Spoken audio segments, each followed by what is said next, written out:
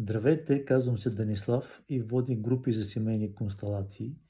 В предишното видео стигнахме до момента, в който говорихме за лична работа и осъзнатост и какво е то лична работа.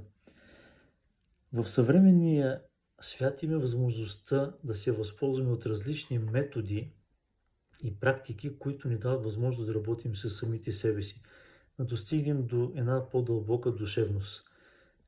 Може да използваме йога, може да използваме медитация, може да използваме тантрични практики, може да се позовем на семейните констелации. Палитрата от възможности наистина е богата за съвременния човек. Семейните констелации разглеждаме как събития, случили се в живота на нашите предци, оказват влияние в нашия живот. И тук, разбира се, визирам събития значими, големи. Хора с тежки съдби, загуби, принудителни преселения, смърт, насилие. Всичко това оказва влияние в нашия живот.